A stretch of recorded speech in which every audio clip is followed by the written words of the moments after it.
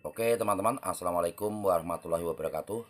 Salam sehat, salam sejahtera bagi kita semuanya. Di kesempatan kali ini saya ingin membahas tentang timnas kita U17 yang baru saja dikalahkan oleh Korea Utara dengan skor yang sangat telak, yaitu 6-0 pada menit ke-80. Di menit ke-80 kita sudah mengalami atau menerima kekalahan yang sangat telak, yaitu 6-0. Tetapi walaupun bagaimanapun target kita adalah lolos masuk ke Piala Dunia dan itu sudah tercapai ya. Tetapi walaupun kita lolos di Piala Dunia, tetapi ada beberapa hal yang harus dievaluasi oleh pelatih kepala Coach Nova Arianto, yaitu mengenai bagaimana caranya menghadapi pemain-pemain dari Asia Timur seperti Jepang, seperti Korea Utara ya. Kalau memang Jepang, Korea Utara itu memang mempunyai pemain yang sangat fight sekali ya. Mereka tidak mengendorkan selama 90 menit, itu tidak memberi ruang kepada pemain-pemain lawan ya. Berbeda dengan apa yang dilakukan oleh uh, tim-tim Timur Tengah seperti yang dilakukan oleh Iran, seperti Yaman, seperti uh, Qatar, dan juga seperti Arab Saudi. Memang mereka mempunyai taktik-taktik atau gaya bermain seperti Brasil, tetapi yang digunakan oleh Korea Utara dan Korea Selatan itu mereka menggunakan metode dengan fight seperti penyerangan-penyerangan yang dilakukan oleh tim Eropa Timur seperti Jerman ya.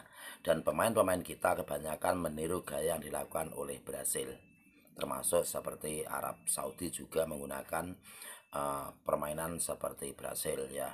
Karena memang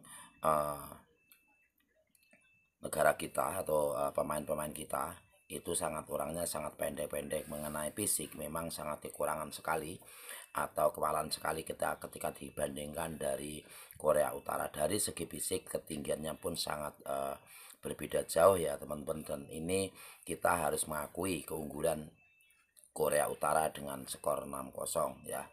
Tetapi nggak apa-apa, itu tetap menjadi semangat untuk pemain kita U17. Walaupun kita dibantai 6-0, tetapi kita harus mempunyai semangat juang yang tinggi dan kita bisa mengevaluasi lagi untuk pertandingan Piala Dunia ke depan. Nah memang kalau kita lihat kita kewalahan dari segi kecepatan, juga kewalahan dari fisik, juga kalah dari ketinggian, juga kalah, juga dari cara fight mereka bermain kita juga kalah. Oleh karena itu ya, ini menjadi evaluasi yang harus dilakukan oleh pelatih kepala Kusnova. Kalau bisa kita hindari pemain-pemain atau permainan bola tinggi, kita harus menggunakan bola-bola pendek ya, dan umpan-umpan pendek. Tidak usah umpan-umpan jangan long ball, itu kita sangat kewalahan karena kita memang kalah fisik.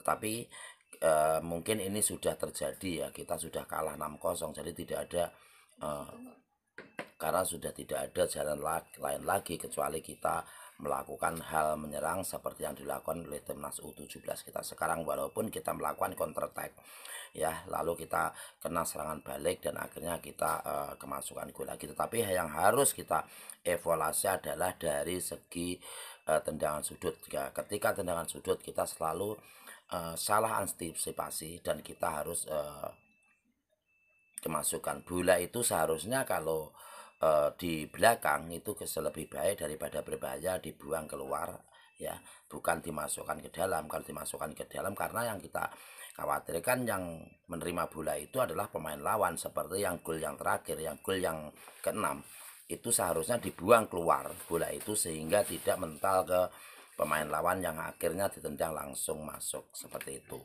Nah tetapi walaupun ini kita tetap apresiasi ya, kita tetap lolos masuk Piala Dunia yang akan berlangsung di Qatar nanti di bulan di tahun 2025 akhir.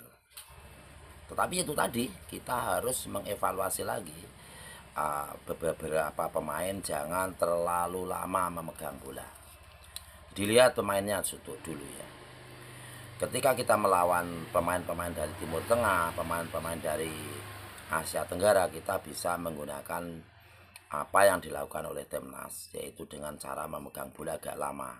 Tetapi ketika kita melawan pemain-pemain seperti Korea Utara dan Korea Selatan dan Jepang, kita tidak bisa lagi menggunakan sistem menggunakan bola agak lama, karena mereka mempunyai fisik yang sangat kuat ya, selama 90 menit ya, tidak ada kelemahan dari mereka. Tetapi kalau dari segi ketika memegang bola ya sebenarnya kita lebih kuat, tetapi kita ketika melakukan passing kita selalu salah. Ini yang menjadikan di menit ke-80 kita harus kekalahan 6-0 gitu. Nah, menurut teman-teman ya jangan terlalu menghujat kepada timnas kita U17 ya.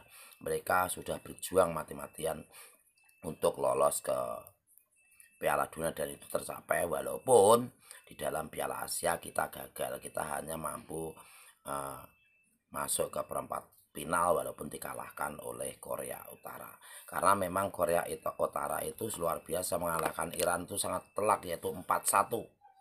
Iran ya kalah dari Korea Utara itu nggak tanggung-tanggung 4-1, dan mereka selalu menang besar. Itu yang dilakukan oleh timnas Korea Utara itu. Nah, tetapi Jepang juga gagal ya. Korea Selatan nggak tahu deh, nanti Korea Selatan kan belum bermain saat ini.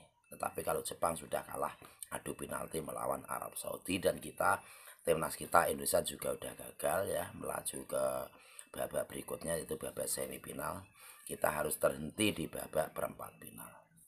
Kita jangan pernah menghujat timnas kita ya. Kita harus memberi support karena memang mereka kan masih muda.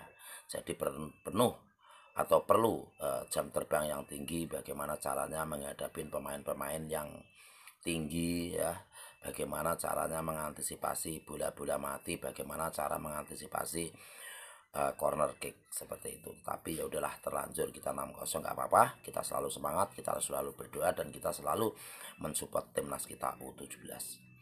Oke, cukup sekian dulu dari saya. Assalamualaikum warahmatullahi wabarakatuh. Salam olahraga.